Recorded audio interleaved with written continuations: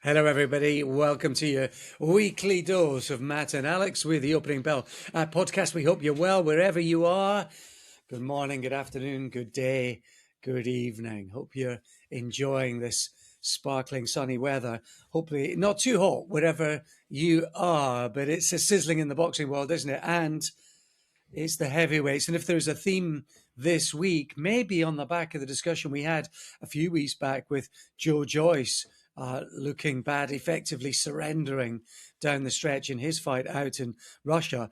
Really, it is knowing when to walk away, reading the room, reading the signs, knowing when your body can or can't. I think those are the lessons from this week, because Anthony Joshua coming back, but raising more dangerous and worrying questions than providing answers. And there were plenty laced through Fury's stumbling performance over Mariusz Wach in Thailand as well. Errol Spence, he did read the room. He could see the signs, and he decided immediately in the aftermath of losing to Tim Tszyu to walk away. And from this week in history, we're going to look at Jorge Arce against Michael Carbajal. Michael Carbajal with the absolute definition of come from behind, spectacular win, and he retired almost immediately. That's the theme this week. The most difficult thing for any boxer, Matt, knowing when to walk away. Very few do. And I think we're a little bit too presumptuous that they do know.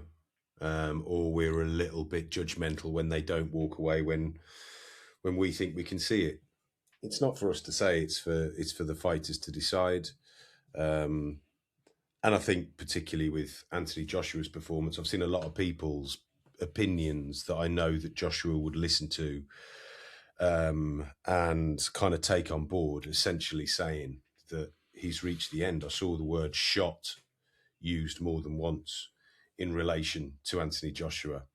I think he's shot necessarily, but I most certainly think that there is a concern there with his punch resistance.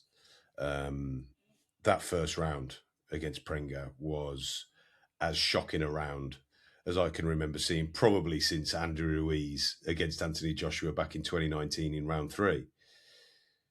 It looked like it was the end of the Anthony Joshua story. I'm glad that it wasn't. I really am. I think that would have been a cruel finale after all that Anthony Joshua has achieved during his career, to go out in the first round against Kristian Prenga. Full credit to him as well for coming back and winning the fight. I think we were all allowed to have our opinions on where he is in his career and what he's got left. But I don't think there's been enough credit placed on his big, broad shoulders for actually coming back from that crisis. And it was a deep crisis, and it was real, to knock out Prenga in the fashion that he did in the second round. How much do we, as fans, as podcasters, as pundits, Matt, our listeners, how much do we all have to separate the likely reality of what it is that we saw at the weekend, and how much context do we have to give to all that Joshua's been through in the last sort of 7-8 months? In other words, which of those things is more at play in terms of the performance, do you think? Is there any caveat in terms of what it is that he's been through, and therefore a pass to some extent? Yeah, I think you have to at this point in Joshua's career reference what happened 6 months ago. And that's all it was, 6-7 months ago, when he emerged from a car and he would be finding out that 2 of his best friends didn't make it. They didn't survive. He emerged. They did not. And that was something I think that we said in January, that if he does come back, we're not going to know how he's going to cope in that kind of environment in a ring where previously every single time he's had a professional fight, those 2 people will have been around him. There will be memories of those 2 people out in Saudi Arabia, for example. So even though Joshua was saying all the right things and giving off all the right smoke signals, who knows where his head was at in that first round? Now, I'm not going to sit here and say that I therefore think Anthony Joshua just had a bad round because of that. that isn't my belief as to the reasons for what happened in that first round. But I think we most certainly have to take it into consideration that he's been through so much in the last 7 months. And to get back in the ring and eventually win, I do think he deserves credit. But I think a lot of the questions that are being asked are worthwhile questions. And I must say at this point as well, having watched the fight and then watched the post-fight press conference, kudos to Wally Downs, the son of the Sun. I know, not everybody likes the Sun, but Wally Downs, from experience, from knowing him for many years now and working alongside him at events, the way he goes about his business, he's a proper old school journalist, and he'll ask the difficult questions, and he's got a history of asking the difficult questions. And he put it to Anthony Joshua post-fight, and he said something along the lines of, we know from history that the last thing to go in a fighter is punching power. But the first thing is punch resistance. Do you believe your punch resistance has gone? And that was quite a telling question, I thought. Joshua responded well. He was quite bullish in his response, essentially said something along the lines of, well, it depends what you clarify punch resistance as, And Wally even went back to him, because Joshua explained, saying, well, I got up, I did this, I did that. And Wally said, no, that's heart. That's not punch resistance. But Joshua's point was, and he finished it well, was, why are you asking me about punch resistance? Go and ask Prenga about punch resistance. I've just knocked him out. And I thought that was a really good answer and a terrific question from Wally. It was excellent. It was, listen, that's what we want more of in sport, full stop. I do work in horse racing as well. There's not enough of that. Football, that went out the window years ago. Let's be honest about it. Very little of that these days. I thought it was an excellent little dynamic between the pair. Both, as Roy Keane would say, doing their job. And I thought that the Joshua handled that, navigated that difficult question as well, if not better, than he could have done. I actually saw some reaction on Twitter. Jazza Dickens, who loves throwing stones into the pond these days, doesn't he? He had a bit of a dig at Wally Downs on that, but I don't think he had any idea who Wally Downs is, what his history and reputation is. He wouldn't know that Wally's followed every punch of Joshua's career, and he wouldn't know that he probably followed pretty much every punch of Jazz's as well. He wouldn't know that, so I wouldn't be too concerned about that as a reaction. What we are concerned about, in sincerity as a reaction, was the way that Joshua reacted to those shots. The first one, quite an instinctive uppercut, wasn't it, on the turn from Prenga? It was the kind of punch you don't see coming if you're Joshua. You don't expect from Prenga as a fan. Let's be honest about it.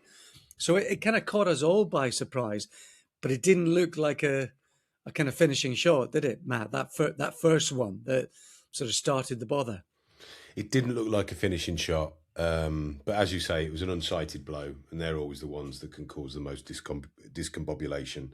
But it's a concern that he went down like that, and he was unsteady afterwards. And I know he crafted that smile that we've seen in the past, and it comes to mind again against Ruiz, where he's smiling initially. He knows full well that he's just been put in a place he shouldn't have been put in by an opponent that had no business throwing the punches to put him there. He's acutely aware of that. But I think the effect it had on his body as a whole should be a concern. And something else that kind of I was thinking of is that in the week leading up to the fight, he was being asked, what's been the difference here with kind of some of your training and everything else? And he was pressing on how much kind of conditioning and psychological stuff he's been doing. So I wonder how if his body has kind of forgotten how to take full-bodied blows. I mean, the last time he was in with a puncher or even a world-class fighter, I'm not even saying Prenga's world-class, but the last time he was in with a puncher that would have been able to do him damage was Daniel Dubois, and we saw what happened there. We don't know how much sparring he's had between then and when he stepped into the ring with Kristian Prenga. I would imagine an awful lot of the training was geared psychologically to get him right for the occasion. So that crossed my mind, but ultimately I do think that his reactions are not what they were. And when people are saying they're shot, I think shot A shot fighter wouldn't have got up and finished the fight in the manner that he did. So he's not shot, but I think he's a shade slower than he used to be. His chin won't be as strong as it used to be, and there's always been that argument that he's never been that strong in the first place. But let's look back on some of the fighters that he's beaten and got through. Your Alexander Povetkins, your Vladimir Klitschko's, your Dillian Whites. He survived crises against all of those and come back to win. So he's not someone that just collapses the moment he's hit.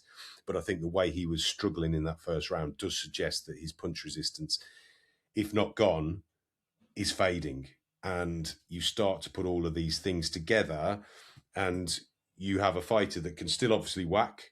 He's still got the heart that he spoke of with Wally, but he is going to be in a precarious situation every time he steps foot in the ring with a certain opponent.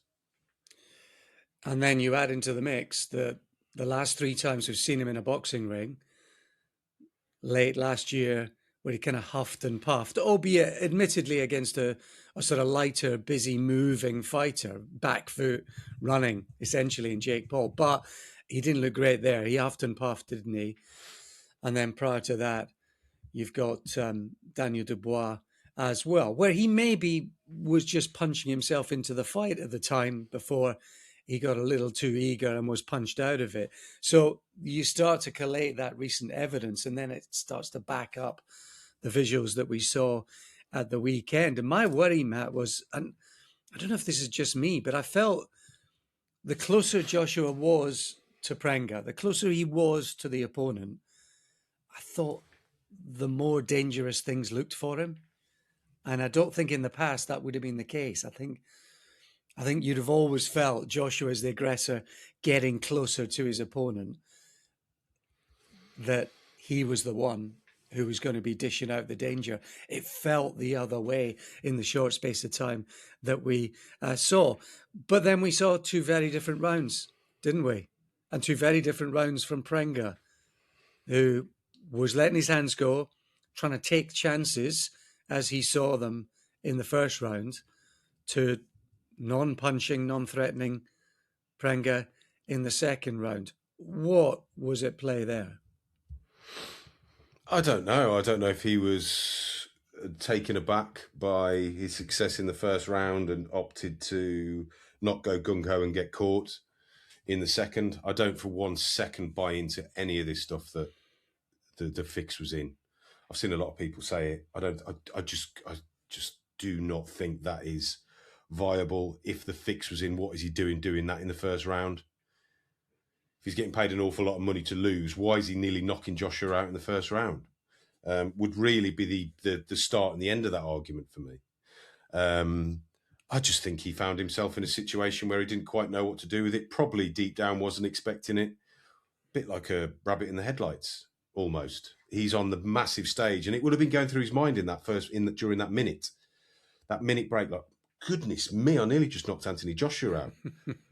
And all sorts. And then that kind of, the way that he approached the first would have been very, very different to the way he approached the second.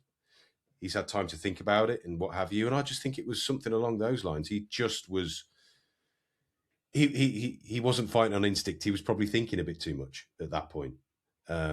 So that's all I think that was. I mean, I've seen educated people kind of suggest that there was something at play because there's so much money riding on the Tyson Fury Anthony Joshua fight. I don't see it. Didn't see it on the night. Can't really fathom it now.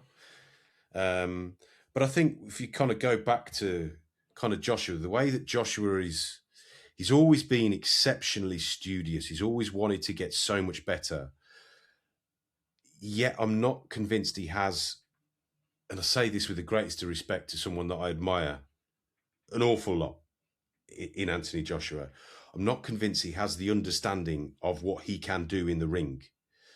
Whereas I think he almost thinks at the age of 36, right, I'm going to go and be trained by Sergei Lapin. I'm going to go and be trained by Alexander Usyk. I'm going to be even better. I can keep getting better. Whereas the canniest fighters in history that got older and managed to kind of persevere at the top had to tailor their game with an acknowledgement that they're fading a little bit, that they can't do certain things that they used to be able to do. You look at Joshua and he looks immaculate. He is exactly how every fighter, I'm sure, would like to look. And he came out and he's bouncing on his legs, moving in with the jab, moving back out. And you just think he's still trying to improve as opposed to get the best out of what he's got left.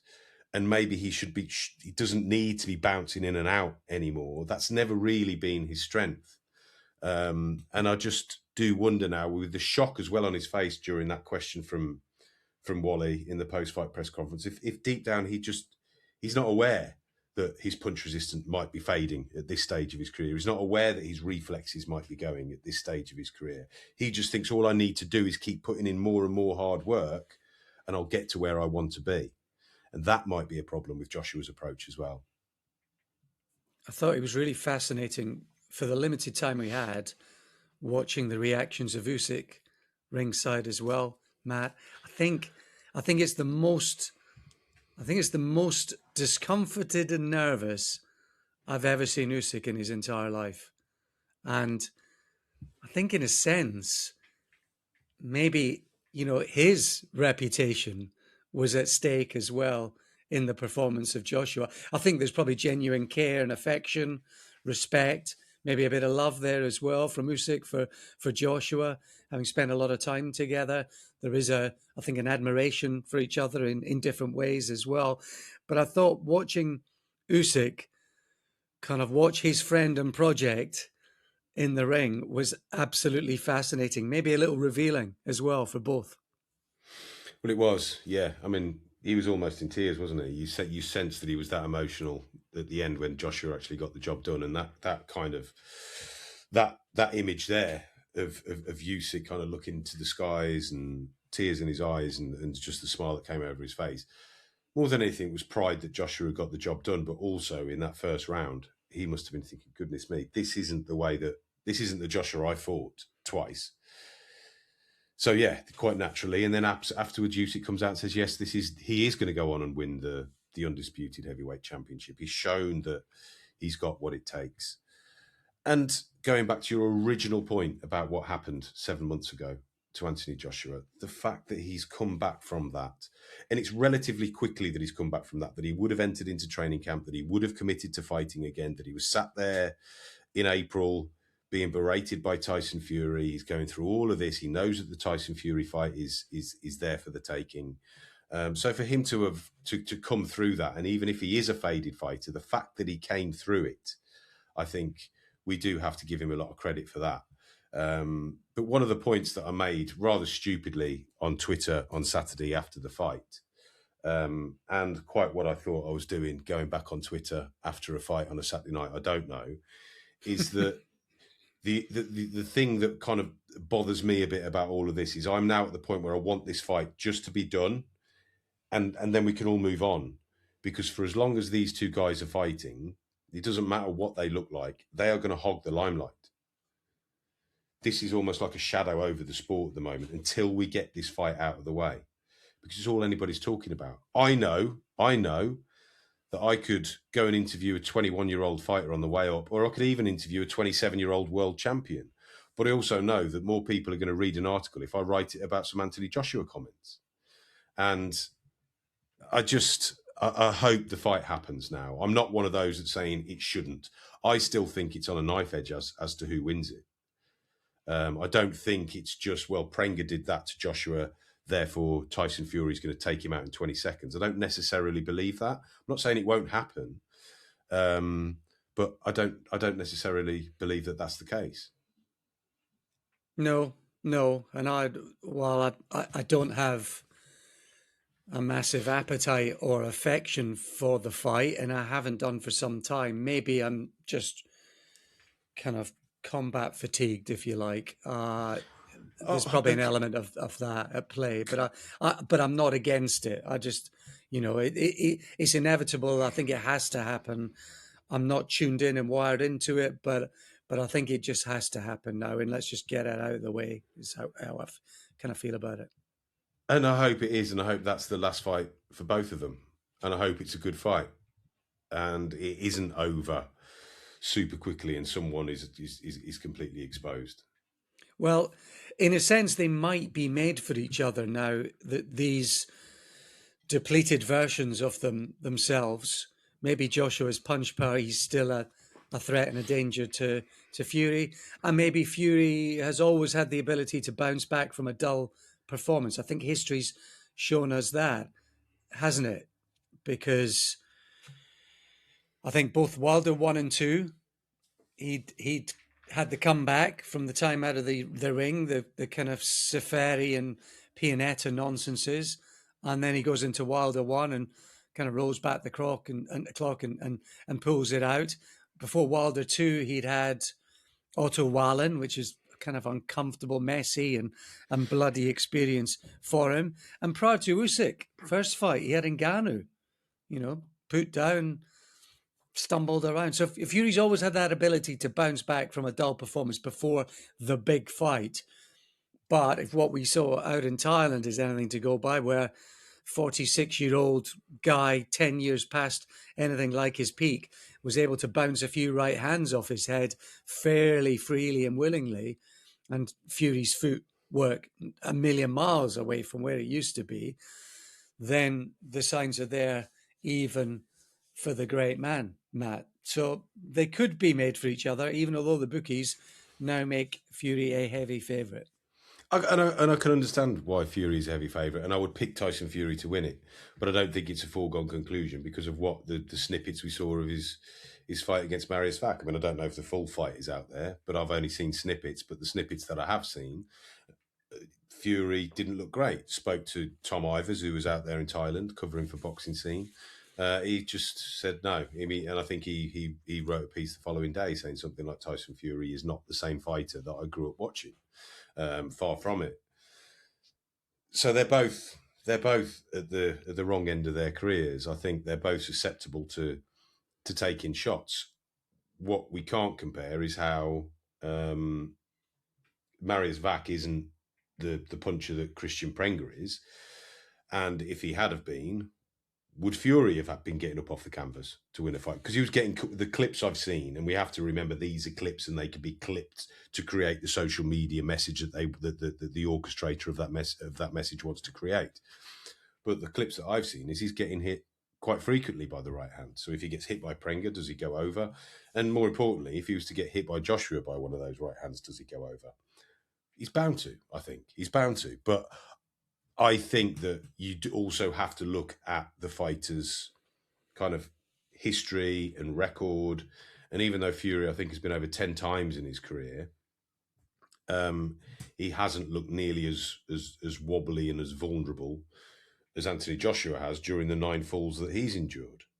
And I think the fact that Joshua has been stopped on 2 occasions, Fury has never been stopped. And it's things like that will start to come into play. And I think I can understand why Fury is a favourite, but I think his feet are just not the same as they used to be. That used to be one of his greatest gifts. But even he's always been susceptible to the right hand. Now the reflexes are fading. That's Joshua's best punch. I think you have to give Joshua a shot in this fight. Going back to Prenga and the matchmaking, and I've seen Matchroom get criticism for throwing him in with someone who had 20 wins, 20 knockouts, and they wanted to create probably what they thought was the illusion of a threatening foe. I think you should really now ask questions and go, what are you doing throwing him in with a puncher when he hasn't fought one since he fought Daniel Dubois in 2024, and he's just gone through what he's gone through, and you've got the Tyson Fury fight kind of hanging in front of him. So yeah, it was an interesting weekend.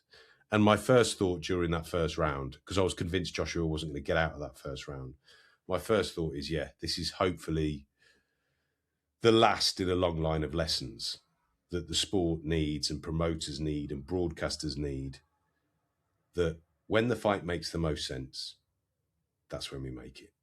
Because this fight should have happened 6-7 years ago, frankly. Yeah. But I still think it's going to be massive. And this was, and sorry to cut in, but this was kind of also what was going on when I made that post on Twitter. Someone came back at me and went, "I disagree. That's hurt the appeal of the fight." That wasn't what I was saying. That it wasn't, number one, that isn't remotely what I was saying. That wasn't the point.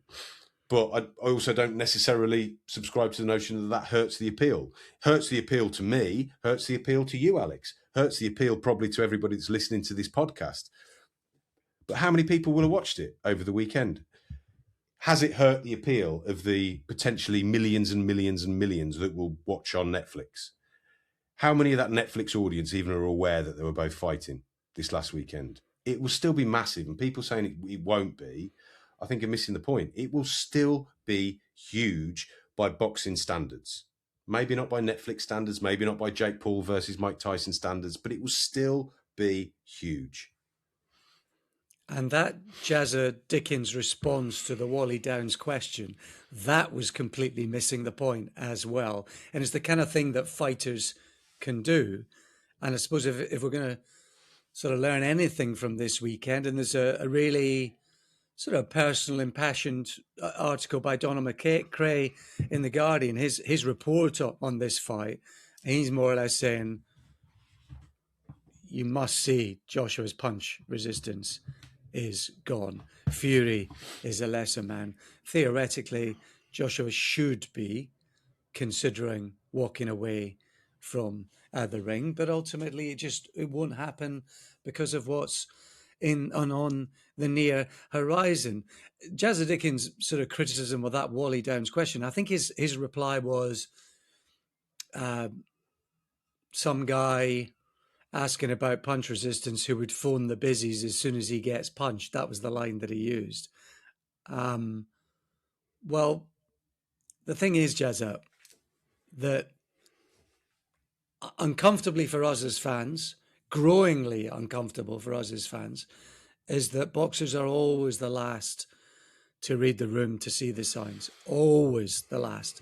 And the work you're doing behind the scenes, Matt, you're seeing that more than ever before about where that ends up when boxers don't read the room and see the signs. And unfortunately, the fighters are almost always the last. And fighters can be the last to comment upon it, to ask the question, or to recognize it, whether they're current or past fighters. Effectively, the truth is most fighters are myopic. They're slightly blindsided or blind about this issue. And Jazza Dickens' reaction of the weekend is just a glaring example of that partial blindness. But if we want fighters to have better retirements, if we want them to have healthy afterlives, if we want the sport to continue to prosper, in fact, be better, let's be honest, be better all round, then the topic of that question has to be in play. Has to be in play. Whether it's more regularly, whether it's adhered to, it is a fair question. And a topic like that needs to be in play. And you know it, Matt, more than most. I do. And I think going back to your first point is that, yeah, it's all well and good now saying that they should retire. And I think that they both should retire without question. But Joshua's got Tyson Fury in front of him. Tyson Fury's got Anthony Joshua in front of him. Why would they? There's nobody in their right minds would walk away from their career high payday right at the end when they may not be able to earn any more for very long. So you'd just be insane to do that. And we shouldn't expect them to do that just because they're not the fighters that they once were. But yes, it is exceptionally difficult to speak to a fighter about retirement, and I've spoke to more than one. I've spoke to several fighters who are still fighting, had a quiet word in their ear and suggested that maybe enough is enough. That was a few years ago. I haven't done that for a few years ago, and I will never, ever, ever do that again. I just won't. First of all, it isn't any of my business, even though it comes from the heart. And I have seen Jazza kind of going off on journalists left, right and centre for probably the last 3 or 4 months. But we do have a job to do. And the vast majority of journalists, and journalists I'm saying, I'll include YouTubers, I'll include anybody that's covering the fight. Now, we all have a different way of doing our jobs. But there isn't a journalist out there that I've ever met that wants to see any fighters come to harm. There isn't a journalist out there that isn't in awe of what these boxers can do. But ultimately, we've got a job to do. We have got a job to do, and it's a job that, again, with greatest respect to Jazz Dickens, has been a fantastic advert for the sport in this country for pretty much since he donned a pair of gloves when he was a kid. But he doesn't understand the journalism job. But I wouldn't criticise him for that.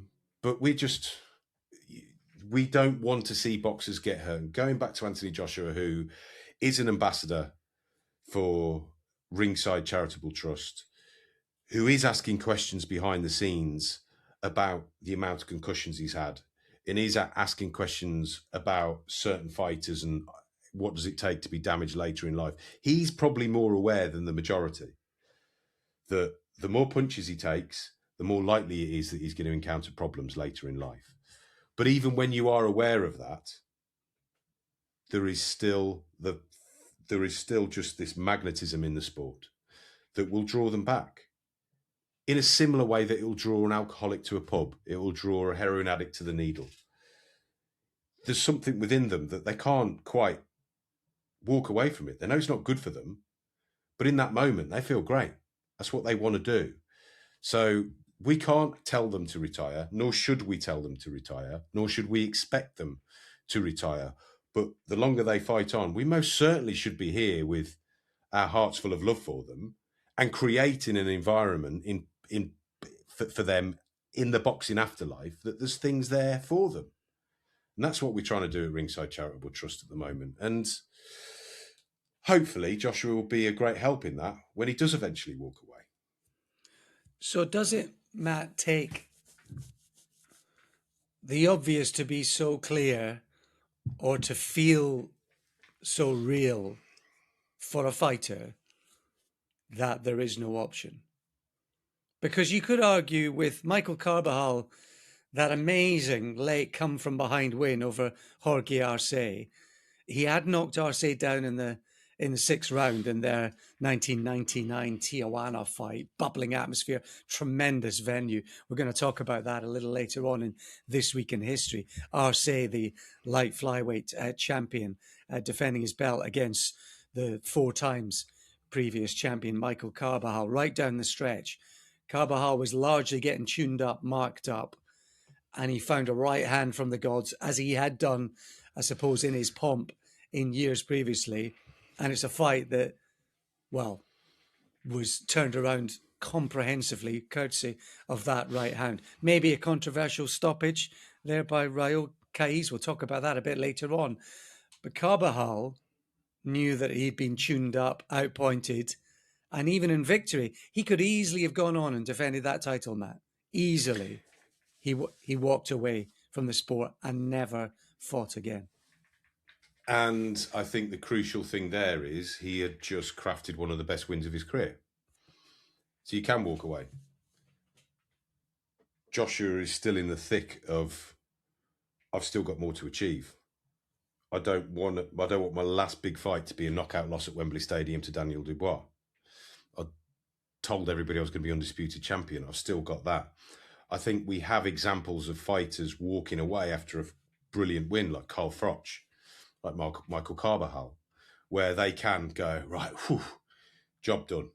Job done. What a way to say goodbye. We've seen unbeaten fighters walk away where they haven't got anything niggling away at them. Calzaghe had done all that he could do. Floyd Mayweather done all that he could do. Rocky Marciano did all that he could do.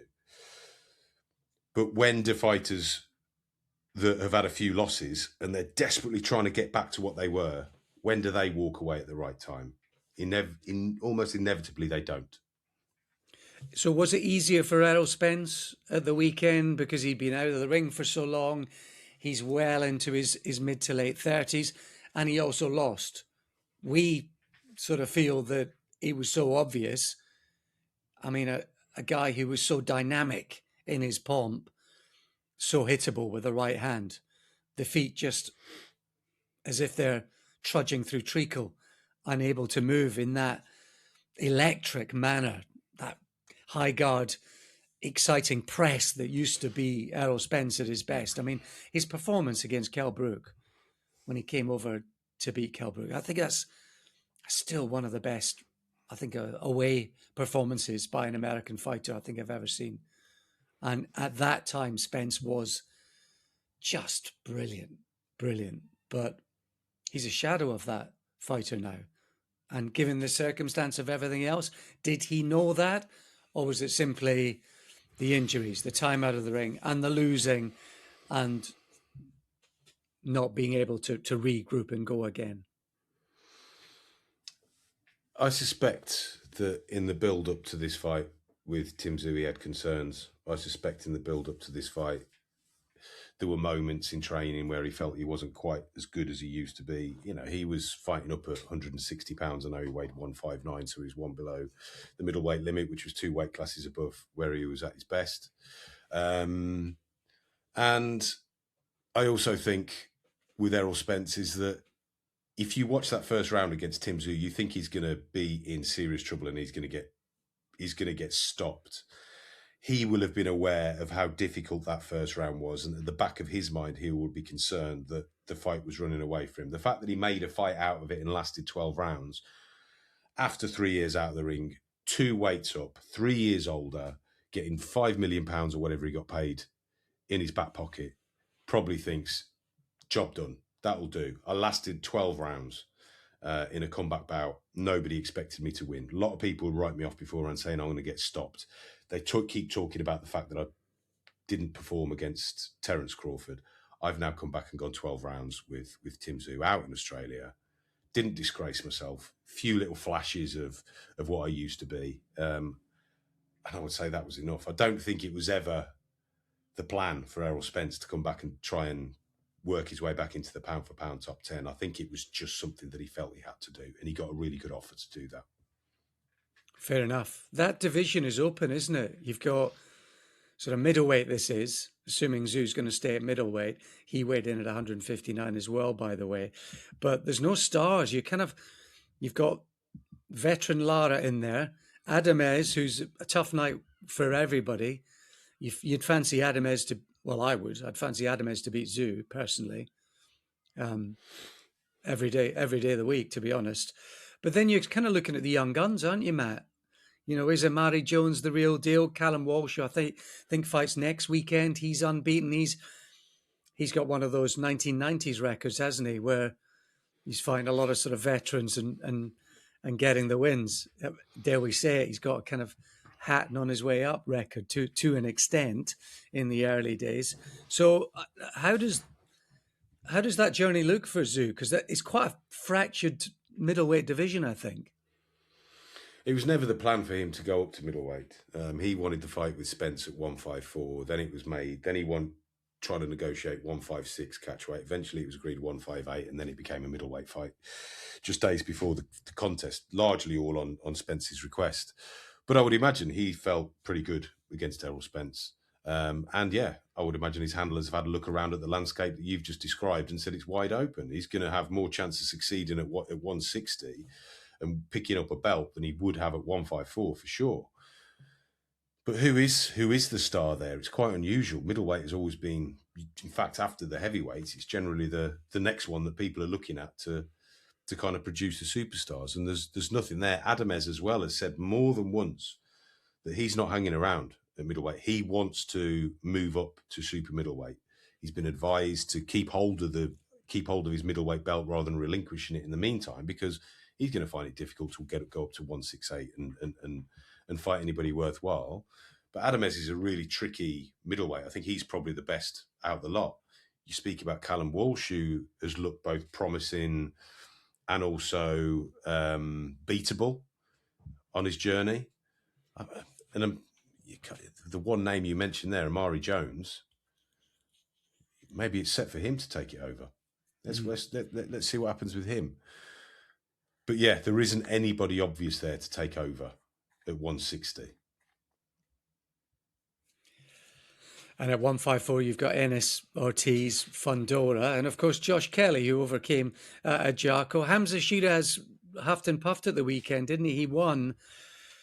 He was deeply unimpressive, Shiraz. I don't know whether he had sore hands, lack of motivation, another underwhelming opponent, but really. I think he should have been getting Zach and Huber out of there pronto, smartish in the first half of the fight. And yeah, it was a curious performance from Shiraz. What did you make of that?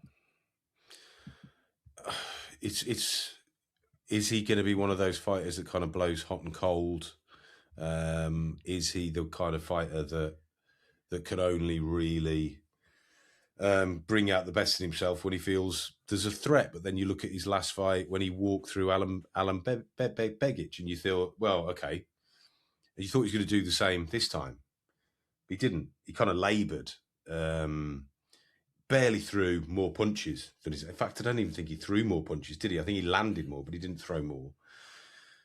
And he himself afterwards, and you have to take his word for it, otherwise we're just speculating. The best answer we've got here is his own that came out of his mouth, and he just said, I need to fight fighters where I feel that threat. I need to fight fighters where I feel like I respect them. That's the best answer we've got for it, because it's so perplexing that he goes from looking like he does against certain fighters, like Edgar Berlanga, to how he looks against Carlos Adamez. He struggled against Carlos Adamez. Perhaps we were not giving Adamez enough credit for that. The Austin Williams fight, where he looked really good and he came through some difficult moments. All I was thinking on Saturday when I was watching that fight again is that perhaps it's too easy to get caught up in the hype of a fighter after one or two scintillating performances.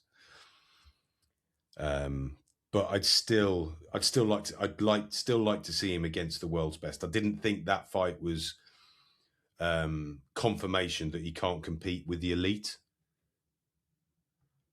I did think it was a nod to the fact that it's not. He can't turn it on in every single fight, and that might be a problem for him. Yeah, I think so. I think so. A little bit of a little dose of the Pachecos, maybe, about Shiraz. Maybe one day they'll end up fighting each other. Maybe one or both of them will get upended before that unfolds. So yeah, we'll see. I mean, Pacheco's in the mix. Munguia, Lester Martinez is the kind of guy that could give both of them an uncomfortable night. And Jacob Bank, who was on the undercard, Scandinavian, who moved to 20-0. He's a 25-year-old Dane. He's high up in the WBO rankings, isn't he? So I suspect the matchmakers might look at Bank as a possibility for Shiraz. Another one that maybe fans won't necessarily be hot on, but a potential banana skin, Jacob Bank. So I wonder if we're going to see a bigger name or more of the same for Shiraz in that division. Yeah, I mean, it's my understanding that Shiraz had that voluntary defence that last weekend, and his next one will have to be a mandatory. As things stand, Canelo was the WBO mandatory, but he will be fighting Christian and Billy in October. So he will then be taken out of consideration for the next set of WBO rankings, which will put Jacob Bank as number one. So I would imagine Jacob Bank will be next for Hamza Shiraz. And Bank does look like a good fighter. He seems to be improving. I've only seen him back 2 or 3 times, but he seems to be improving with every outing. And Shiraz will need to be better than he was at the weekend to win that. And I think he will be. I'm convinced he will be, in all honesty. Yeah, I think you're probably right. But I think Bank will come in with more ability and more desire and approach than the last 2 opponents that Shiraz has been in against. There is action this weekend. Pierce O'Leary against Mark Chamberlain at the 3 Arena in Dublin. That's a really good competitive fight. Chamberlain's been out since that war with Rafferty, hasn't he, last August? So he's been out for a year, Matt. O'Leary's on a bit of a tear. So you'd fancy O'Leary to win that one, just be a bit sort of fresher and maybe a bit more sort of ring busy. But Chamberlain's got the ability to ask a few questions there. And I'm going to be interested to see how many people turn out, because he did sell a few tickets, didn't he? Sort of relatively late notice for the last fight against Maxie Hughes, who's a late replacement opponent. So it will be interesting to see if they are, as I think it's Frank Warren hopes and Queensbury hope, that they are building something with O'Leary. And I think the number of bums on seats and the noise and the atmosphere might just tell us a bit about that, because it was crackling last time for the Maxi Hughes fight. That was back in March, and there is a chance that they are going to be able to build something with O'Leary, and I think the numbers and the noise will tell us that at the weekend. Yeah, I don't doubt that they've sold an awful lot of tickets for it. I think people are telling me that that is the case. I think it's a really good opponent for him at this stage of his career. Mark Chamberlain surprised me against Rafferty, to be honest. I thought he did really well, because after he was kind of hyped as Turki Al-Sheikh's favourite fighter and then he lost to Josh Padley, that would have been a humbling experience for him. But I thought he came back really well against Rafferty. And, you know, I think that performance alone should tell us that it's not going to be easy for Piers O'Leary. But I also think that performance probably tells us that Piers O'Leary will be a little bit too good for him. And I expect O'Leary to win a really competitive fight in a very lively 3 arena. Probably points? Probably points. Yeah, probably points. But it should be I think it's going to be a really engrossing fight, that one. It's a good top of the bill. And Rhys Bellotti either keeps getting opportunities or keeps being dished up, whichever way you look at it. He's been in against Josh Padley. Now, he surprised us that day, didn't he, against Padley? Because it was a quick turnaround after a grueling fight and knockout to Ryan Garner just a few months previously. And he did do well against Padley. So he's got all that experience in his mid-30s now, Rhys Bellotti, but he's up against this young southpaw 22-year-old flyer in Royston Barney-Smith, who's on a bit of a tear, won the British and Commonwealth so impressively last time up. It is theoretically another step up for Royston Barney-Smith. I suppose it depends on how much Rhys Bellotti's still able to keep bringing to the table. 35 years old now, as you say. Bellotti hasn't won a fight since February last year, when he beat Michael Gomez Jr., which is a win that looks better and better on paper the more frequently that Gomez Jr. is fighting. There was, of course, the loss to Ryan Garner, but Garner has since proved what a good fighter he is. Performed really well against Josh Padley. I'm glad that he's had some time out the ring, Bellotti, before going into this fight with Royston Barney-Smith. I think after Garner, he only had 3 months and he went in with Padley, but it's been 10 months since his last fight. And I think at the age he's at now, I think that 10 months may do him some favours. And I do think it's a step up for Royston Barney-Smith if Bellotti is the fighter that he was last year. Whether he still is, we don't know. We don't know. He's had a punishing career now, Rhys Bellotti. And you do fear that one of those 4th, 5th round stoppages could be just around the corner for him. But I think he will be competitive against Royston Barney-Smith and not completely writing off the upset.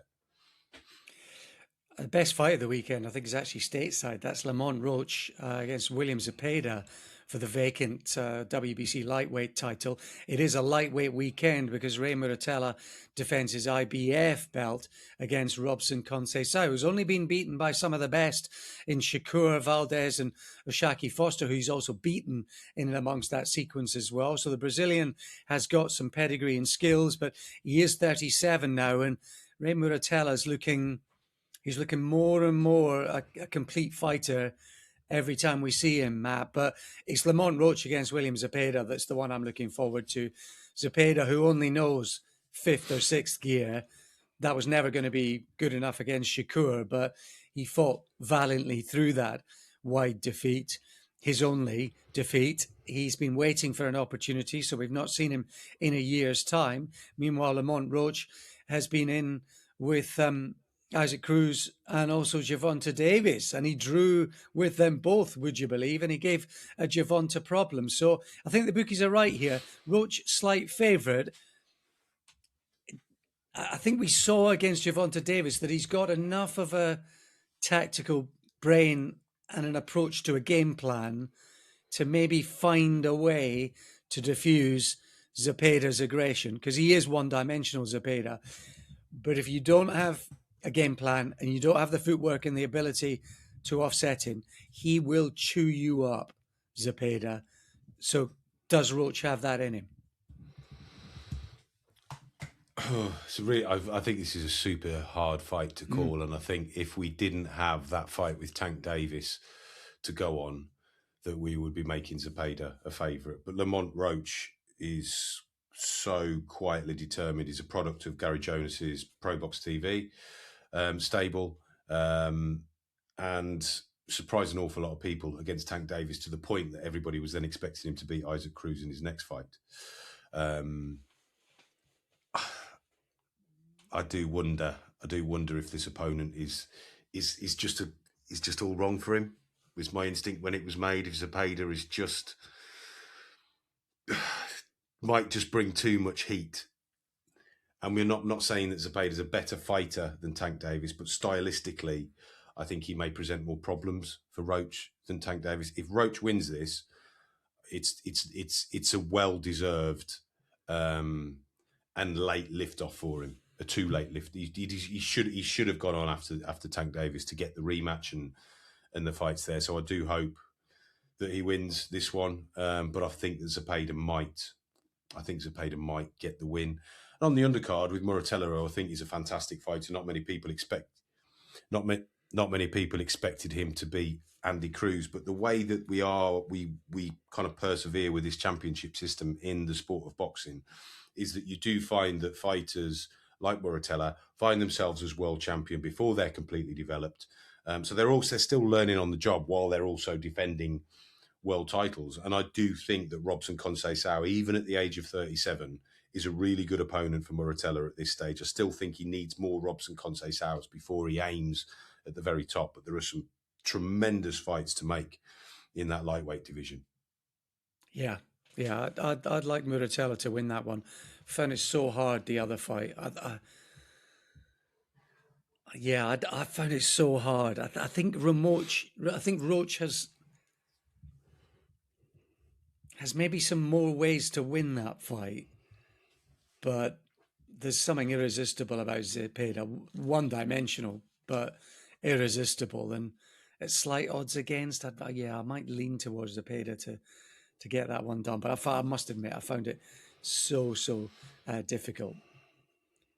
Big thanks to our sponsors, NAS Medical. They're the leading independent experts in ringside medical care. They provide global medical coverage for amateur and professional boxing events, ringside medicine training and basic life support accredited courses too. Boxer safety, very much their priority. And if you want to get in touch with Neil and the team, call on their expertise, hook them up for an event or some advice, then nasmedical.co.uk. And while we're at it, thanks to the Apple Plus and the Patreon subscribers as well, who for less than a $5 a month really are the people that are keeping the show on the road alongside NAS Medical. The pod wouldn't be coming to you without those lovely people. And if you want ad-free podcasts and supporting the pod each week, then it's less than a $5 each and every month. Time now, Matthew, the people, for this week. And this week we take you back to the 31st of July, 1999, in a busy, bustling Tijuana in Mexico. It was a home fight, 15th fight in Tijuana for champion Jorge Arce, who was the WBO light flyweight crown holder, defending it for the second time against 4 times former champion and 31-year-old Michael Carbajal, who'd been sort of one of the poster boys, one of the earners among the little men for many, many years. Just a few weeks back, we dealt with his 1997 loss to baby Jake Matlala, didn't we, Matt? He took a year and a half out of the ring on the back of that loss, retired, had walked away from the sport, and then came back this year of 1999 with 3 wins, including 2 stoppage losses. And that earned him a tilt at the champion, who turned just 21 a few days previously on the Tuesday of this fight week, Jorge Arce, 21-year-old baby-faced Jorge Arce. He wasn't the black Stetson wearer then. He wasn't the lollipop licker just then. He's a very, very youthful-looking Arce, man. Very youthful-looking Jorge Arce. Quite a raw Jorge Arce, still bags of quality. You could see why people were getting excited about him. His left hand in particular was lovely to watch. I think I watched the version with Al Bernstein commentating, and he picked up on that early on. But Carbajal, I think he was 31, wasn't he? And deemed to have seen better days. As you say, we spoke about the baby Jake Malala fight a few weeks ago. And in the post-fight interview with Larry Merchant was essentially advising him to walk away from the sport, which Carbajal did. And inevitably had a bit of time away. Would have gone back into the gym and gone, hang on a minute. This isn't as I remembered it in the ring. I am cooking with gas here in the gym. And he announced a comeback, won 3 fights, and then he was in with Jorge Arce for the WBO championship. When you look at fighters at the end of their career, and that word that people have been using an awful lot in the last week is shot. Now, even though Carbajal, I thought, lost the first 5 rounds against Jorge Arce, even though he wasn't the fighter that he was at his blistering peak, he was in each of those 5 rounds. He was a threat in each of those 5 rounds. And in each of those 5 rounds, he was reminding Jorge Arce to respect his elders a little bit. He was giving him a little lesson. Al Bernstein, again, fairly early in the fight, outlined that Jorge Arce was susceptible to the right hand. What a point to make early on from a commentator. Yeah, rounds 3 and 4, he's already flagging it up, and it is the right hand that puts him down in the 6th, that, as you say, up to that point, and ultimately the response from that point from Arce is the stuff of champions, and maybe a little bit of the stuff of youth as well, because he is tuning up Carbajal for the first 5 rounds, and he's cantering away with a fight on the scorecard. It's a slightly curious knockdown because he's kind of turned. It's a bit of an old school move, or it's just the way it happens from Carbajal, where he's slightly been held, Arce, and then he's just turned at the same moment, and it opens up the left side of his body, which is completely undefended. And Carbajal just whips in this. It's a mixture of a round right hand stroke right hook, isn't it? But it's so fast, and bosh, he goes down, Arce. He's up again pretty quickly. And although he loses that as a 10-8, the sort of 7th round in particular, he just goes on the front foot and is a bundle of energy. And, you know, he's winning the 7th, the 8th, the 9th. In the 10th, you can see Carbajal dabbing away at the blood from his left eye in particular. He's been marked up and cut over both eyes for several rounds. And then the finish in round 11 comes from absolutely nowhere. He's miles behind on the official cards, 98 to 91, Carbajal. The official cards, all 3, have him down by 7 rounds. But Arce looks to throw with him at the same time, and it's Carbajal who gets there first, Matt, with the right hand. And, you know, I mentioned about the first 5 rounds. Carbajal, even though he's losing those, he's reminding Arce that he's still there. I think after the knockdown, it comes to a point almost where it looks hopeless for Michael Carbajal. The old eye injuries have opened. He's struggling with those. He's struggling to get his shots off. And I think kind of going back to that, when does a fighter know when to retire? I would imagine during rounds 7 to 10, Carbajal knows that he's not the fighter that he was. But what he does know is that he can throw the right hand. He knows he's only got two options maybe to win the fight.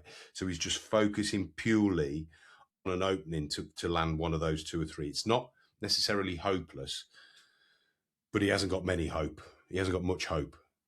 And yeah, the finish in the 11th round at the time would have been truly stunning to witness, because Arce is just turning up the heat with each passing round. And if you'd have said at the start of the 11th, this fight's going to be over in the next round, nobody would have been surprised. Everybody would have thought it would be Arce providing the finishing touches. Yeah, because it's Arce who's starting to put his foot to the floor, isn't it? And he's starting to go after Carbajal, and he's looking like he might be getting to him as that fight goes on. But he tries to trade right hands, and he gets absolutely scunnered with a huge, long right hand. Al Bernstein, who's terrific in this, is the co-commentator. He describes it as a fascinating and appropriate stoppage by Raul Caiz. I think it's a stinker. I think it's a really very fast overreaction. But you can understand why, as Arce kind of staggers back. He doesn't go down with the first right hand, does he? And then there's a bit of grappling and mauling. He's almost bent double over, being pushed down. And then when he comes out of that sort of little skirmish, he stutters back 3 times to the ropes, and the referee just waves him off, grabs hold of him. I think it's a terrible stoppage. I really do. I wouldn't say it was terrible. I mean, it didn't. I think it was. I think it was premature. I do think it was premature, given as well. I think it would have been more acceptable if that was Carbajal who'd suffered that reaction to an onslaught. The older fighter, he'd lost pretty much every round bar the one that he'd scored the knockdown in. Arce was winning the fight. Really interesting. You mentioned the scorecards. They're identical for every round. All 3 judges give Arce the first 5. All 3 judges give Carbajal the 6th, 10-8. And then all 3 judges give Arce the next 6, give him 7, 8, 9, and 10. All in complete agreement. And it was that kind of fight. It's not a difficult fight to score. So perhaps as the referee, you might think, right, we'll give this guy a chance here. Because it's only the second time in the whole fight he's been in any trouble. But also, at that stage of the fight, the 11th round, I suppose from the referee's point of view, is that he does see someone stumble badly after a knockdown without taking a shot. And that it may be all that the referee needed to say, no, I'm not going to let you take another one. I didn't think it was terrible. I thought it was premature, but I didn't think it was terrible. Yeah, I think it's both those things. I just think we've spoken about it before. There should be a checklist for referees about how you manage situations, and check and see how he is. Just take the time to check and see. But immediately throwing your arms around him and calling that fight there and then, yeah, I think it's poor. But go watch it, folks. Make up your own mind. See what you think. Whether you agree with me or Matt, and let us know. Get in touch with us at Opening Bell Podcast and all the socials at Opening Bell Podcast The Opening Bell Podcast at gmail.com. Get it right. The Opening Bell Podcast at gmail.com is the website. Same night, Eric Morales fought. He'd defend his WBC Super Bantamweight title for the 7th time. He was on a bit of a tear. After this one, Arce would go unbeaten in 27 over 7 years. Matt, he'd still fight the likes of Mahrez, Nonito Donaire stopped him. When would that be? That would be 12, 13 years later. Mad. And then he'd have a good fight with Johnny Gonzalez up at featherweight in 2014 as well. Still fighting 15 years later at a good level. He'd become a super flyweight champion, a bantamweight champion, and he'd have a till even up at featherweight. But for Carbajal, he read the room and saw the signs, and that would be it, Matt. His last fight. Yeah, and as you said earlier, he could easily have walked into a big fight after that. But I think that is kind of a get out of jail moment for him. He will have realised that he wasn't the fighter he was, and he had glaring evidence. He was suffering from the cuts. He was being outpunched. He couldn't get his own shots off, and he will have known in every passing round that he just simply isn't the fighter that he used to be. He will have been reminded of how he felt 2 years before against Baby Jake, when he probably felt the same things then, but he decided to come back. He had another lesson, he got away with it, and he walked away at the right time. Very much the story of this podcast this week. Thanks to Matt. Thanks to you for listening. Hope you've enjoyed. Tell your friends. Subscribe and follow on the socials. Take a look at the Patreon or Apple Plus if you can. And we'll speak to you again next week. Bye for now.